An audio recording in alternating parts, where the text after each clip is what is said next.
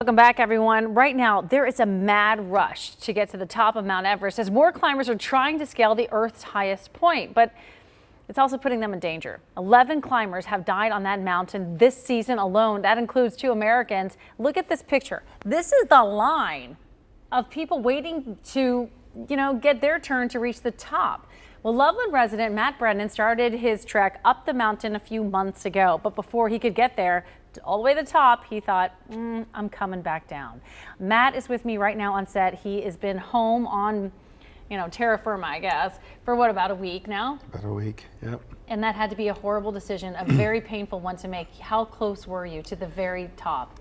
I got within a little less than 1,000 feet. I was a little over 28,000 feet. Jeez. And made the decision. Fortunately, I was in good enough shape to make a good decision. I made the decision to turn around. Well, why? Were you worried for your life?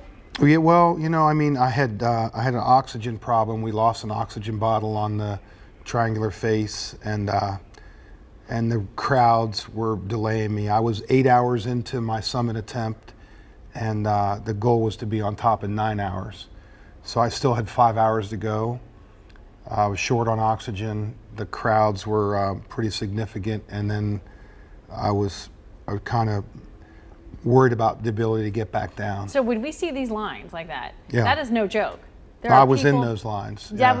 And so why is there such a mad rush for everyone to get to the top? This year was particularly difficult because the weather prevented the Sherpas from setting the lines to the summit. So if the summit window was going to be 3 weeks or a little over 3 weeks, because the lines weren't set, that summit window was narrowed. So the number of climbers never changed, pretty much the same number of climbers it has always been, but the opportunity to make it to the top just got shortened. This is such terrible luck. I mean, I'm so glad you made that decision because you're here and you're alive, but was it heartbreaking? It was. It had to be. It had to be. It was a tough decision. I mean, you're choking up right now. Yeah, it was. It's a lifelong dream for me, and I've worked really hard to get there. But I'm grateful that I was in a position to make the right decision, and the ability to come home, or the coming home, was not an option for me. I had to come home. So, given what I was exposed to with the number of people that had passed away, and given the circumstances that I was dealing with, it was the right decision for me. Will you go back? Well, you've tried it. You've done it twice. You've gone twice. Will you do it a third time? Is it too soon? Too soon? I will tell you this, I've never failed on a mountain. I've not climbed them, but I've always gone back. So if I can put the right thing together, I'll go back. But I've given myself to July 1st to make that decision. I've got to make sure my family's good with it. It takes a big toll on everybody. Yeah, because you're gone for how long? Well, I was gone for almost 10 weeks. So I've spent 3 of the last 7 months in a tent in some of the most remote places in the world, including Antarctica and now Everest. So, I'm 58. I'm not getting any younger, and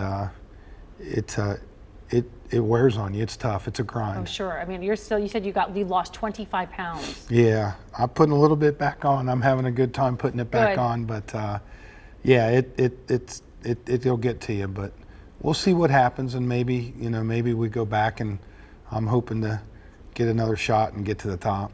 Okay, because you've climbed 5 out of the 7 peaks, right? Yeah, there's 7 summits. I'm trying to do the 7 summits. Less than 1,000 people have done the 7 summits across the world. I'm trying to get the 7 summits in. I've got 5 in, and I've got one little one left in Everest, so I need to get Can't we just Everest. say Everest you did? You did it twice, too. I was close, but in mountain climbing, you're either on the top or you're not. I get it. I get it. And that's the problem. Yeah, that's unfortunate. I am so glad that you are here and you are safe and healthy, and I'm sure your family is too. Thanks so much for coming in with us. It's great to be here. Thank you. And now we want to turn to our forecast. Meteorologist Sherry Hughes joining us. Hey, Sherry, what a great night. Yeah, great night. And I'm over here listening to Matt. And Matt, I just want you to know that you did not fail. You are a winner, because nothing beats a failure but a try. And we're glad you're back here to tell us your story.